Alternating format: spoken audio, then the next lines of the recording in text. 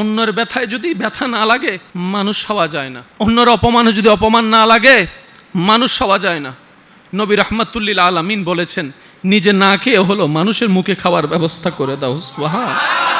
তোমার দুশমনও যদি ঘরের দ্বারে আসে অভাব নিয়ে, সামর্থ্য থাকলে তাকে খাবার দিয়ে বিদায় করো, যদি সেটা তোমার না থাকে সুন্দর একটা কথা দিয়ে হলো তাকে বিদায় দাও। এটার নামই ইসলাম। আমাদের বর্তমানে একটা বদভ্যাস হয়ে গিয়েছে, যে কারো অনুমতি ছাড়া যে কারো ছবি তুলে ভিডিও করে আমরা ফেসবুকে ছেড়ে দিচ্ছি।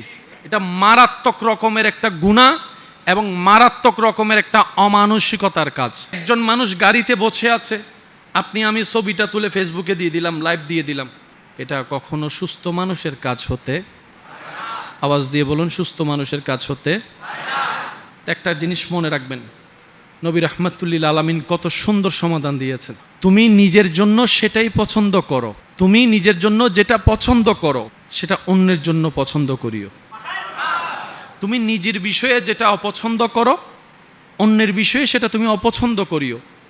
তোমার ছবি তুলে ইউটিউবে ফেসবুকে কেউ যদি ছেড়ে দেয়, তোমার মা বোনের ছবি তুলে যদি কেউ ছেড়ে দেয়, তোমার কেমন লাগবে? ঠিক একই ইজ্জতের হেফাজত অন্যের ব্যাপারে করিও। এখন তো আমাদের প্রাইভেট আর পাবলিক শব্দটাকে আমরা মিশ্রণ করে ফেলেছি।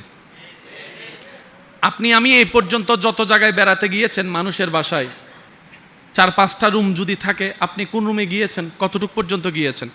সামনের রুম পর্যন্ত, যেটাকে আমরা কি বলি ড্রয়িং রুম। কার বেডরুম কেমন আমরা কেউ জানি? বা একটু জোরে বলেন না, জানি না। কার বেডরুমের চাদর কি কেমন জানি? জানালা কয়টা আছে জানি? কতটুক অধপতন হলে আমরা এখন ব্লগের নাম দিয়ে বেডরুমের ভিডিও পর্যন্ত। এটাকে যদি উন্নতি বলা হয় তাহলে অবনতি কোনটা ভেবে দেখা দরকার। আমার ঘরের বেডরুম যদি সারা বিশ্ব দেখে, তাহলে আমার প্রাইভেসি শব্দটা কই গেল? প্রাইভেট শব্দটা কই গেল? আমার ব্যক্তিত্ব শব্দটা কই গেল? সেজন্য বলি, আমরা বেশি মডার্ন হতে হতে কেমন জানি অমানুষ হয়ে যাচ্ছে। আল্লাহ রসুল সাল্লাল্লাহু আলাইহি ইসলামের সতর্কবাণী, যার লজ্জা নাই তার ঈমান নাই। তো অনেক ক্ষেত্রে আমরা ঈমান শব্দটাকে ইসলামের সাথে সম্পৃক্ত করে ফেলি।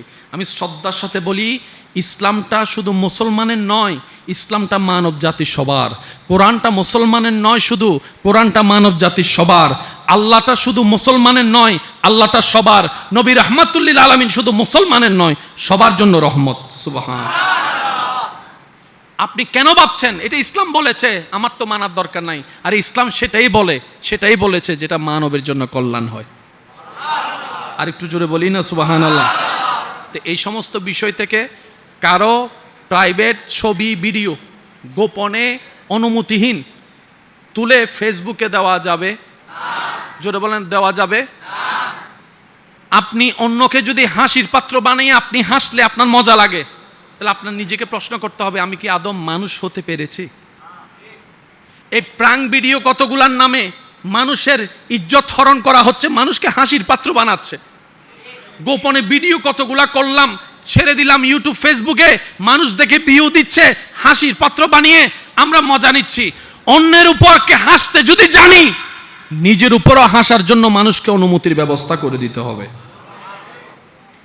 আমার যদি অন্যের উপর হাসি আসে, আমার উপরে যেন মানুষ হাসতে পারে সেই সুযোগ আমাকে করে দিতে হবে।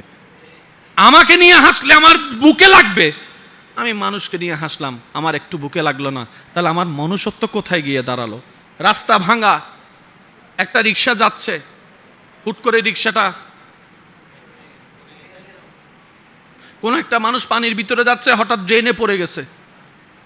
এটা খুব হাসির সংবাদ না? এটা খুব হাসির সংবাদ তো। ওই যে মানুষটা পড়ে গেল। অন্যের ব্যথায় যদি ব্যথা না লাগে মানুষ হওয়া যায় না, অন্যের অপমানে যদি অপমান না লাগে মানুষ হওয়া যায় না। নবী রাহমাতুল্লিল আলামিন বলেছেন, নিজে না খেয়ে হলো মানুষের মুখে খাওয়ার ব্যবস্থা করে দাও। সুবহান।